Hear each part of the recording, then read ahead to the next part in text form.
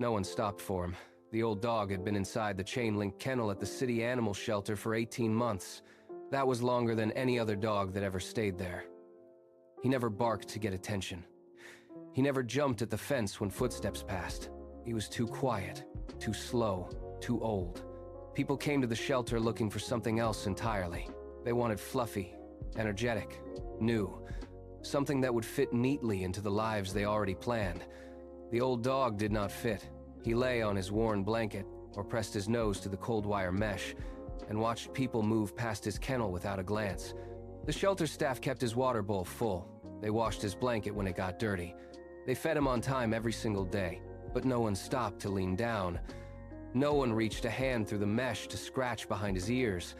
No one slipped him an extra treat from their pocket. No one pulled out an adoption form and wrote his name down. For 18 months, every day ended the same way. The gate of his kennel stayed closed. He stayed inside, alone. Saturdays were the hardest. That was when the shelter filled with people, when the gates opened wide for families looking to bring a new dog home. The old dog always positioned himself closest to the mesh fence. He could see everything clearly from that spot. He watched young couples hold hands as they walked the row of kennels. He watched them bend down to coo at the squirming puppies in the next kennel over. He watched kids drag their parents past his spot, pulling hard toward the smaller, brighter, louder dogs at the front of the shelter. He watched every handshake, every leash clipped to a collar, every happy group walking out the front door together. One Saturday, a little girl broke away from her mother and stopped right in front of his kennel. He pushed himself up from his blanket and wagged his tail slow. The mother caught up, grabbed the girl's hand, and pulled her away. She said he was too old, that he wouldn't run and play like the puppies would. He lay back down on his blanket after that. He didn't stand again for a long time. Every Saturday, the doors closed at 5. Every Saturday, the kennel went quiet. Every Saturday, he was still there. No name on an adoption form. No one waiting to take him home. Each week, he waited a little less. Each week, his hope shrank just a little bit more. The weeks blurred into one another. Tuesday morning came like any other. The shelter hummed with routine. Food bowls set out, kennels cleaned, volunteers checking leashes and clipboards by the front door. A new name was on the volunteer sign-in sheet that day, Lila. She walked the row of kennels slow, not in a hurry to pull out the puppies everyone always asked for. She stopped at the last kennel, at the end of the row, where the old dog lay on his blanket, eyes half closed. He didn't stand. He didn't move. He'd learned stopping didn't change anything. Lila leaned against the fence and stayed there for a full minute. She didn't talk loud. She didn't reach in sudden. She just spoke soft and asked if he wanted to go out for a walk. No one had asked him that in a very long time. She opened the kennel gate slow, kept her movements calm so she wouldn't startle him. She clipped the leash to his collar, her fingers light, no hurry. She held the leash loose, not tight, not pulling him forward before he was ready. The old dog pushed himself up, his joints stiff from 18 months of lying on concrete. He stepped out of the kennel for the first time in months. Lila led him down the back hallway, through the heavy metal exit gate, and out onto the sun-warmed dirt of the tree-lined trail that wrapped around the neighborhood. The air hit his face, carrying 100 new smells he hadn't breathed in longer than he could remember. The old dog walked slow, just like he always did. His joints ached with every step.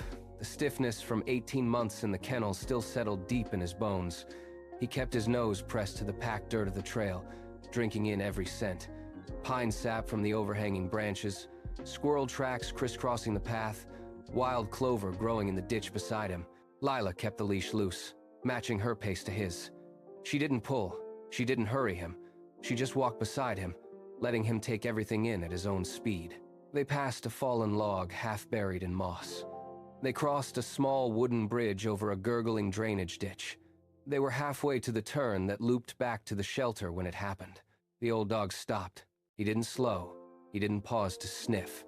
He just planted all 4 paws firm on the dirt path. The movement was abrupt, intentional. The leash went tight between them.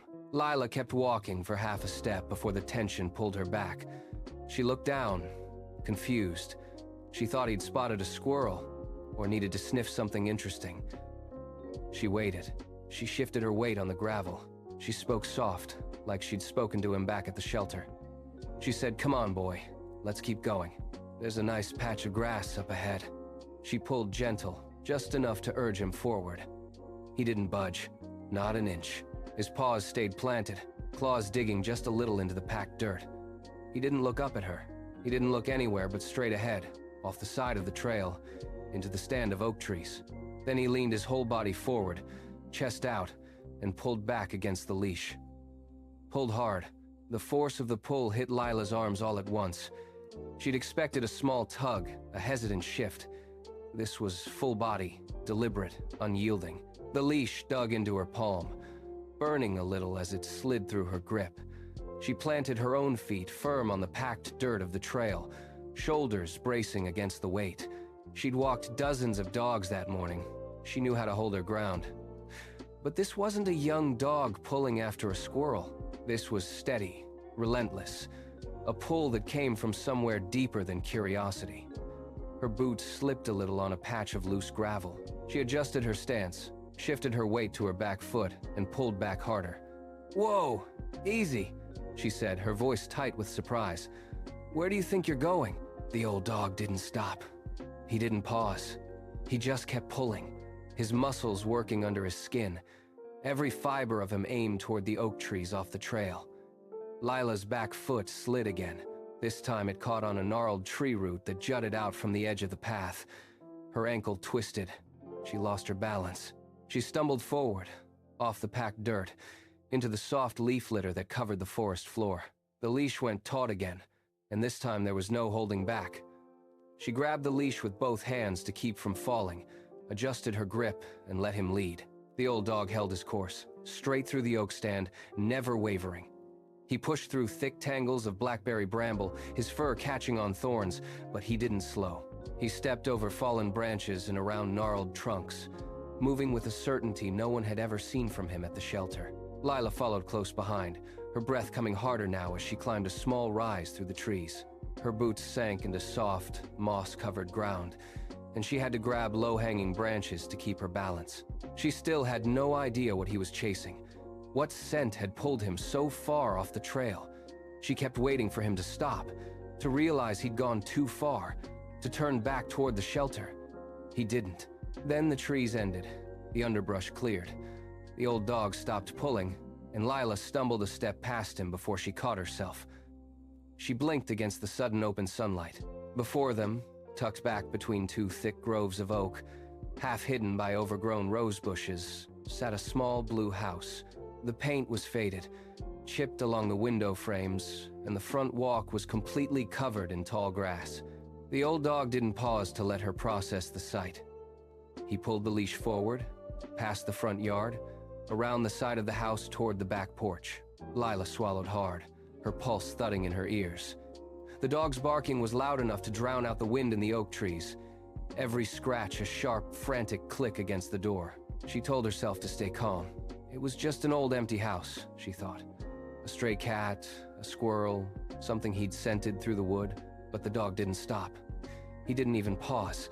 He just kept barking, kept scratching, every movement more frantic than the last. Lila took a step forward, one hand still curled tight around the leash handle. She leaned in close to the door until her forehead was almost touching the painted wood. The dog shifted to the side, but didn't stop barking.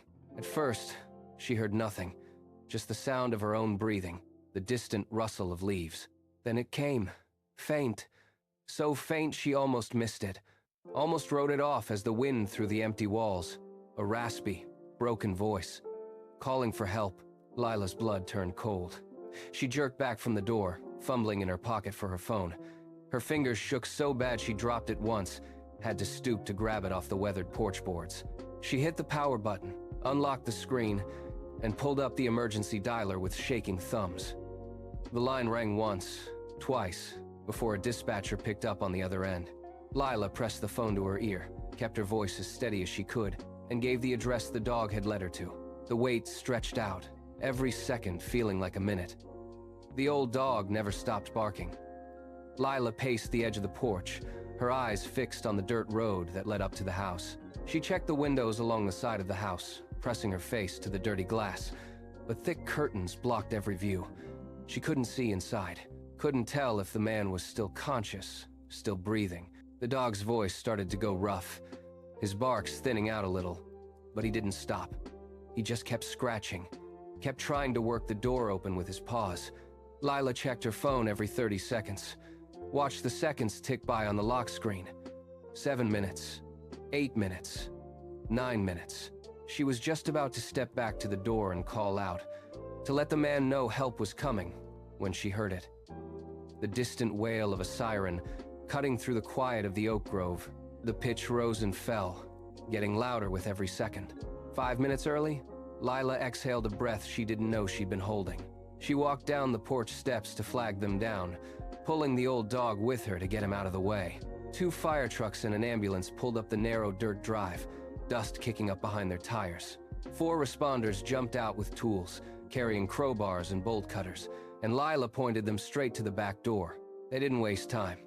One stepped up, drove the crowbar into the gap between the door and the frame, and leaned into it.